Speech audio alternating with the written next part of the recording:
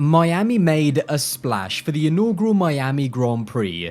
It was controversial, it was exciting and boring at times, it was definitely colourful, and it was very, very American. Looking back at the weekend, there's going to be a lot of opinions from new and old F1 fans about what this entire weekend was and what it represents for F1 going forward. So let's jump straight into my thoughts about the entire weekend, including the actual race, and also if Miami actually lived up to the hype. Let's first of all talk about the most important part, which was the race. I'll say right from the outset that I'm probably in the minority that thought that the race was actually fine. Obviously it wasn't a classic or anything, but there was enough entertainment throughout the entire race that made me want to keep watching. For one, it wasn't a simple lights to flag victory for the pole sitter, as once again we saw Max and Charles go wheel to wheel for the race win. The Ferrari early on suffered more with its tyres and Charles wasn't able to stay with Max. After the late safety car, however, there was yet another twist as Ferrari managed to fire up their tyres much quicker than Red Bull, and it was Charles who gave us some late race excitement as he really tried to pile on the pressure, but in the end, Max was able to hold him off for the race win. Outside of the two title protagonists, even further down the field, the grid actually was fairly mixed up, with multiple drivers suffering from issues even before the race like the two Aston Martins, and then we also had drivers like Ocon and Russell on recovery drives fighting through the field. As far as the track itself, the best way to describe my feelings is that I don't think that there's one individual element that's really that amazing, but I think that all of its little parts and the fact that it was completely new made it more difficult for the teams and drivers. In terms of the track layout, this track definitely reminded me of parts of Jeddah.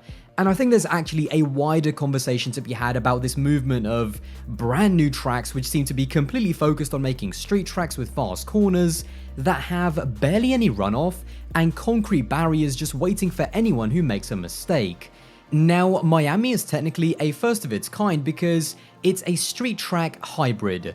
Even though it's built in parts on roads, and yes, some car parks, most of it is purpose-built for the race. But once again, just like Jeddah, F1 wanted it to be a high-speed concrete barrier fest, which not only raised some safety concerns, but I do get the feeling that someone in F1 is doing this deliberately because when you make a mistake on a track like this, there is a much higher chance of a safety car or virtual safety car, and there's no getting away that this brings more variability to the race, and it does make it more unpredictable.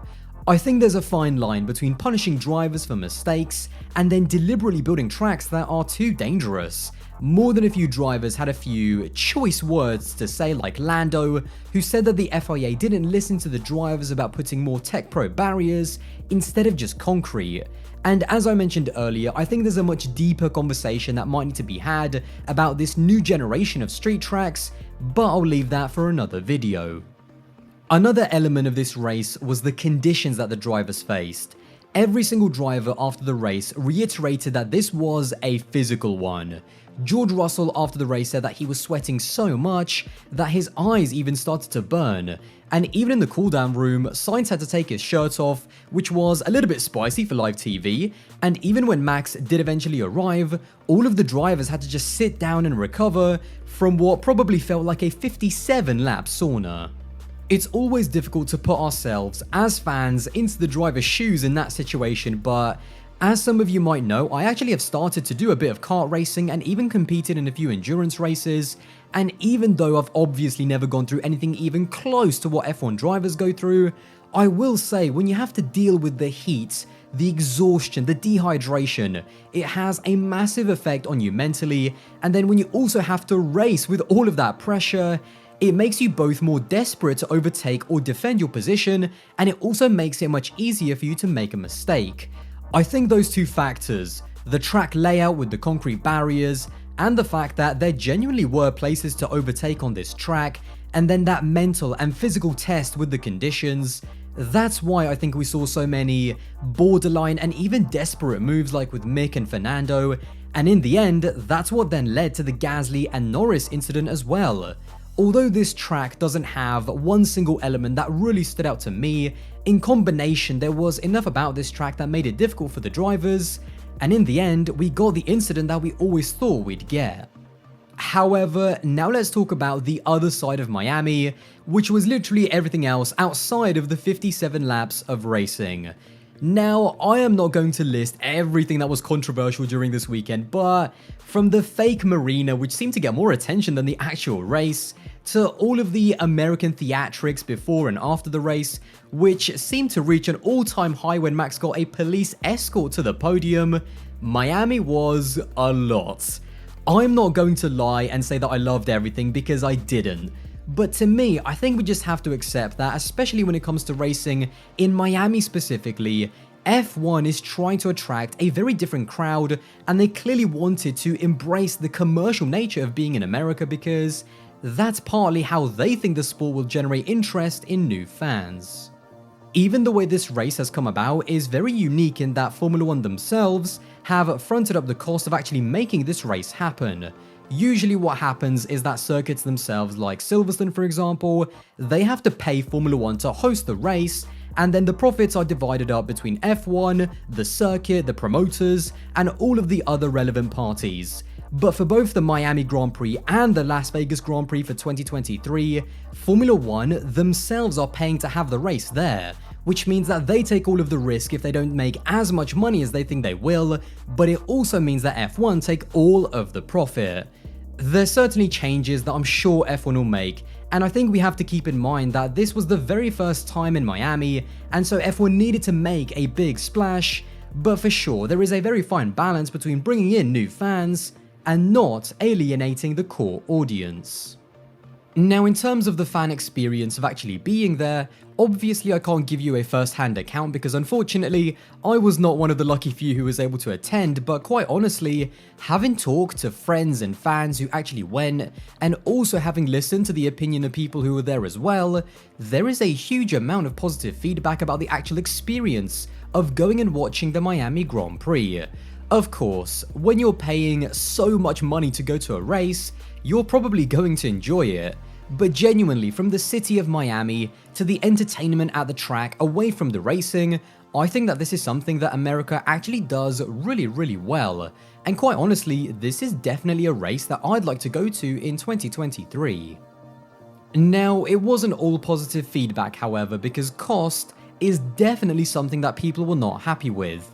The ticket prices were extortionately high compared to some of the European races, and I think that this goes back to the fact that F1 themselves forked out a lot of money to make this happen, and looking at the hype for this event, I think that they wanted to rake in as much money as possible.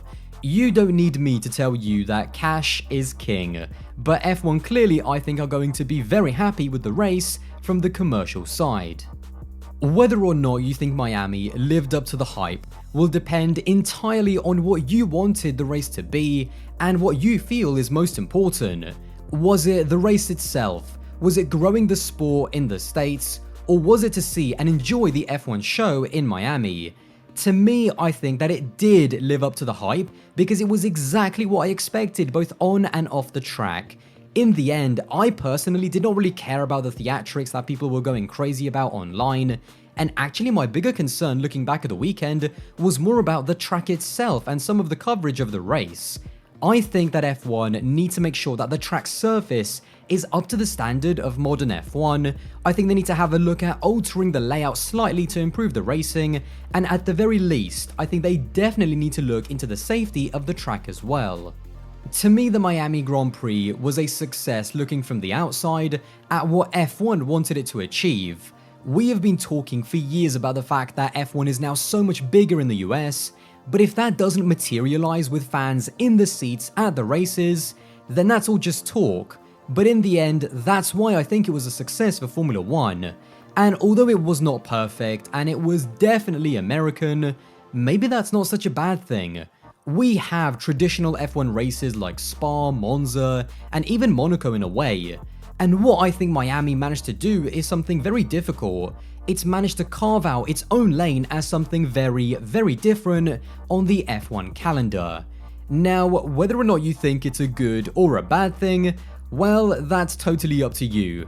But in the end, Miami and the US are here to stay. Well, there you have it, another video in the bag. I think it's fair to say that my opinion of Miami might be a bit more positive than the majority of the fan base, but as always, let me know all of your thoughts in the comments box below. And if you did enjoy this one, then don't forget to subscribe to the channel, that would be greatly appreciated, and I'll see you in the next one.